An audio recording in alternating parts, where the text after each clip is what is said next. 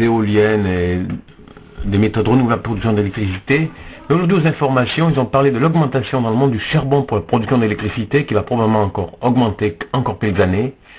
Nos modèles, les pays du Nord, misent beaucoup aussi sur le nucléaire, même s'ils exploitent beaucoup l'hydroélectricité, l'énergie des marées. Il n'y aura jamais d'évolution positive dans la mesure où tout cela est manipulation, désinformation, où on est vraiment mal informé. Dans le monde, en 2019, environ 62% de l'énergie électrique est produite par des combustibles fossiles, et cela a fortement progressé en rapport avec les 10 pays émergents, mais aussi la Chine et la Russie.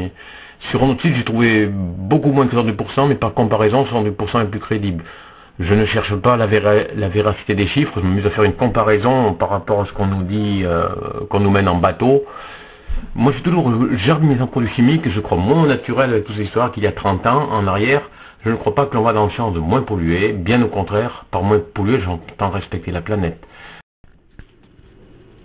Bonjour, attention, les sujets sur l'écologie et la voiture électrique me contrarient, mais je n'ai pas de connaissances dans ces domaines. Je compare, mais la voiture électrique et l'éolienne, cela ne mérite ce que je lis du moins assez souvent. Farce. Alors, trop fragile, j'aurais dû mettre un axe au milieu.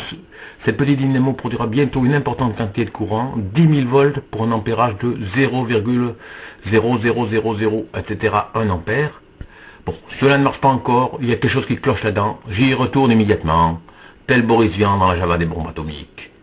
Il y a 90% cyclable, voici la méthode d'avenir de fabrication d'électricité, totalement bio.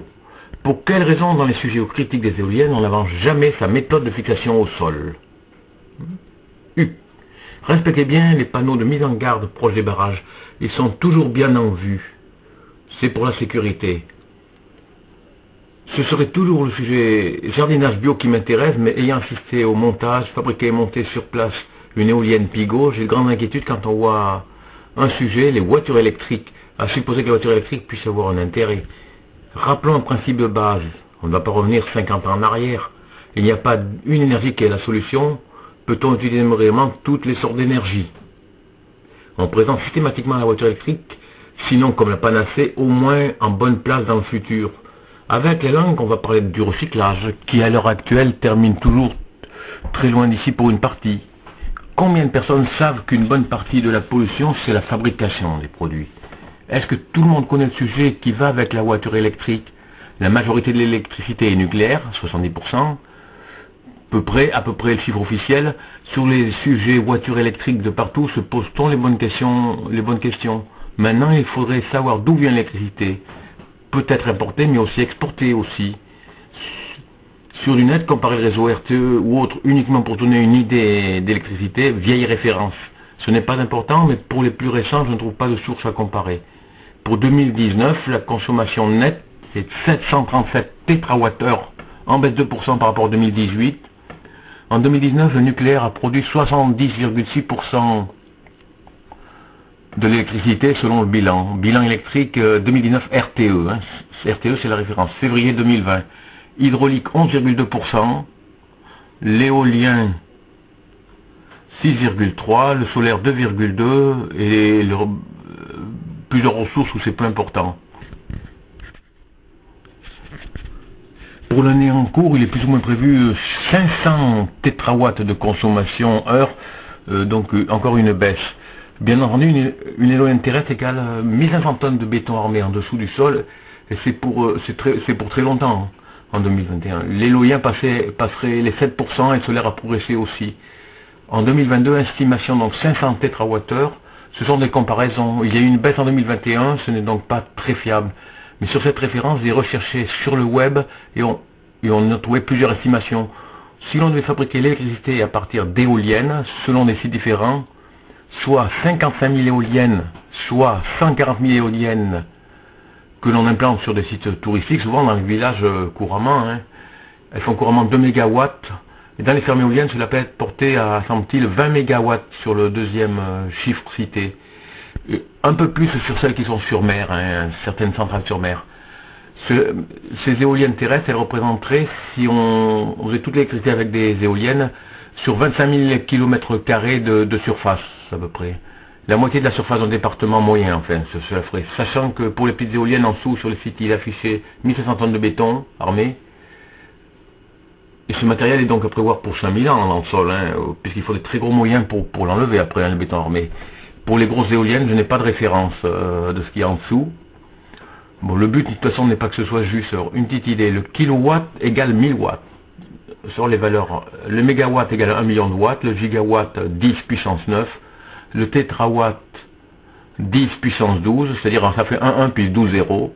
Par contre, que ce soit sur terre ou sur mer, il faut les implanter. Qu'il y ait des câbles sur mer, éventuellement des zones de non-pêche, donc ça a des conséquences. N'oubliez pas que les câbles font du dégât pour quelques années aussi, même quand c'est sur mer, hein. De toute façon, c'est pas par Wi-Fi, hein, l'électricité encore.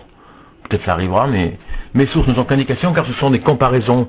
Le site d'une mairie, les souvenirs de mon papa aussi, parce qu'on va parler de l'hydraulique, et de ce que produisent les centrales hydrauliques, des petites usines qui sont sur les airs, pour comparer un peu avec les... Bon. Que dire de l'hydraulique? Pour l'année 2019, la production était de 11,2 à la campagne. Si les grands-parents, on va dire une référence ancienne, si les grands-parents étaient endettés en proportion par rapport à leur mètre revenu, ils achetaient uniquement quand ils avaient de l'argent de côté. On parlait de l'hydraulique.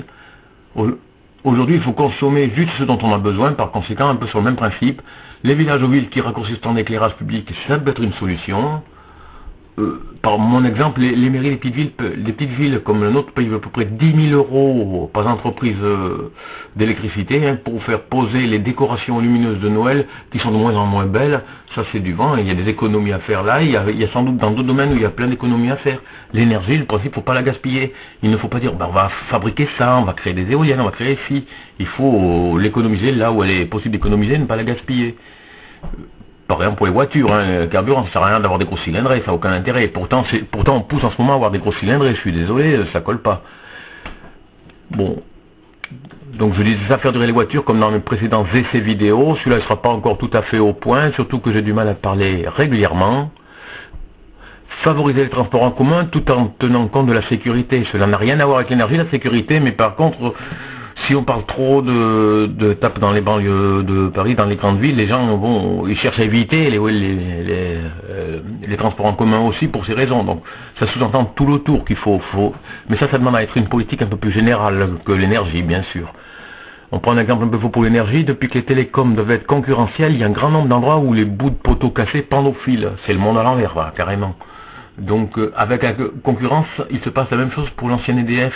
Les réseaux RTE, il va se passer la même chose. D'ailleurs, un exemple personnel, il m'a fallu 2 ans, il y a 20 ans déjà, pour faire changer un compteur électrique, pour le brancher et trouver du fil en bon état. Ils sont allés le chercher à 1,50 m plus loin, c'est de leur faute pourtant. Donc il n'y a plus d'entretien, de toute façon. Hein. Donc s'il n'y a plus d'entretien qu'on mise tout sur l'électricité, ça fait souci aussi. Et ça, on n'en parle pas quand on parle d'écologie, d'éoliennes, machin. Les leaders affirment vendre de l'énergie verte, alors que l'EDF, qui doit leur céder à bas coût, donc déjà il y a quelque chose qui ne colle pas. Les énergies publiques, car concurrentielles, on parle d'écologie qu'avec la langue. Et les sociétés savent bien le faire. Il n'y a pas besoin d'avoir fait des études pour savoir que l'électricité n'est pas la source bio de l'avenir. Pour gérer l'électricité, elle s'agit qu'avec la concurrence de se comporter comme un abonnement d'internet, c'est-à-dire pour les personnes qui sont dans le coup, de changer de fournisseur tous les ans, et gérer l'énergie. C'est en changeant tous les ans qu'on obtient des prix un peu plus bas. Et il va se passer la même chose pour l'électricité, c'est probable, avec toute la concurrence. Surtout avec les augmentations fortes actuelles, ça va être génial. Le transport en commun à SNCF, faut-il se limiter? Avant, il y avait les camions, qu'on parlait beaucoup, pour les charger sur les grandes distances, pour pas qu'ils soient par la route, mais par la voie, pour les longues distances. Mais et qui paye? Parce que ça, c'est toujours pareil, ça, avec la langue. Il faut payer. Ben moi j'avais un exemple, l'entreprise à poste, elle avait un TGV postal. Alors moi je dis, il y avait un chiffre assez lourd pour l'entretien entre la location des voies et le TGV. Donc tout ça, ça empêche d'utiliser la SNCF au maximum. Puis si en plus elle est concurrentielle et que c'est privé, ça complique, hein, puisque ça évolue dans un site qui est plutôt dans un style, un peu de ce style-là. Hein. On va parler des usines hydroélectriques maintenant. Mais la construction des unités hydroélectriques, elle est lourde, et de toute façon, il ne doit pas y avoir beaucoup de possibilités d'en créer d'autres. Je pense pas qu'on peut-être aménager des barrages, mais je pense pas qu'on en crée des nouvelles, ou ça sera très peu. Mais même les barrages hydroélectriques modifient le climat au moins local, bien sûr, ça crée de la brume un peu dans les zones où il n'y en avait pas, hein, Et puis la faune aussi, avec une très belle végétation quand il y a un canal d'amener par contre, hein, qui est exceptionnel. Sauf que la CNR fait pour nous Basse-Rhône, il y a souvent des pépinières dans des coins un peu perdus de ces lawns, et ça fait qu'il y a souvent des végétations assez exceptionnelles. Et moi, pour qu'on se rende compte par rapport la consommation par rapport à des éoliennes, pour les 3 petites usines qui sont Boulivert, j'ai vous cité 3 exemples proches de petites usines sur la rivière Isère. Alors son débit moyen serait de 330 m3 en juin, à Beaumont-Monteux, c'est-à-dire à 6 ou 10 km de la confluence avec le Rhône, c'est-à-dire proche de la Roche de Glun, c'est un peu au nord de Valence qui se jette dans le Rhône, hein, l'Isère. Alors bon, son débit a pu évoluer avec les changements climatiques. Enfin. Alors la Vanelle qui est au milieu entre bourg de péage Romans et Beaumont-Monteux, elle fait 26 MWh annuels, 159 MWh, une chute de 8,40 m. C'est une usine au fil de l'eau construite sur des molasses. Première demande d'étude le 20 juillet 1918, mise en chantier en 1945, couplée au réseau EDF en 1950. Bon, elle était construite sur molasse, c'est-à-dire que c'était assez spécial pour la construire, ça devait poser des problèmes particuliers. La matière de la molasse, je pense que c'est une espèce de sable aggloméré en fait, si on veut, enfin pour schématiser. L'usine Pisançon demande en 1812, 12,58 m d'eau, début de travaux en 1928. Alors pour ce qui est de la demande, j'ai un doute parce que j'ai mis 2 mêmes dates, donc je dois avoir une référence qui ne colle pas déjà. Début de travaux en 1928, je me répète, début mise en eau en 1931 et complète en 1932 une puissance de 48 MWh et annuelle 244 MW. Alors Beaumont-Monteux, c'est un peu plus spécial, 41,6 MW, on trouve même 45 MWh parce qu'il y a une modification maintenant, annuelle 230 GWh. Hein. Mais celle-ci a un canal bétonné, un canal d'amener bétonné de 1600 mètres de long, profondeur 4,60 m. Elle a évolué en 2013 en utilisant le débit réservé qui sortait par une trappe sur le côté. C'est ce qui fait que ça trouve un changement de sa production. Hauteur du sud 11,8 m. Ce site EDF Énergie, je le trouve mis en service en 1922, peut-être partiel. J'ai d'autres dates. Cela avait été pensé, je crois, en 1998 en vérité. Là j'ai mis, mais je suis pas sûr. Début des travaux en 1916, bloqué en 1914. Donc déjà j'ai un malaise sur les dates à cause de la guerre, bien sûr. Une voie de chemin de fer provisoire raccordée au chemin de fer de Curson pour acheminer le matériel. La sortie du village, je trouve mise en service partiel en 1921. Ce sera en 1922 qu'elle serait complète, je crois, en fait, hein, il me semble.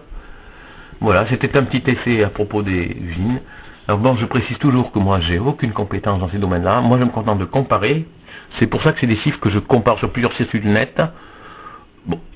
J'y ai trouvé des gros écarts entre ce qu'ils revendiquent pour certains points sur les éoliennes, mais sinon ça colle. On trouve la même chose sur des sites qui sont... Il faut qu'ils soient différents parce que sinon un site copie les résultats d'un autre site de toute façon. Mais bon, à peu près, c'était un petit aperçu et je continuerai. Si j'arrive à m'améliorer un peu mieux, je continuerai un peu dans ce genre-là. Bon, au revoir.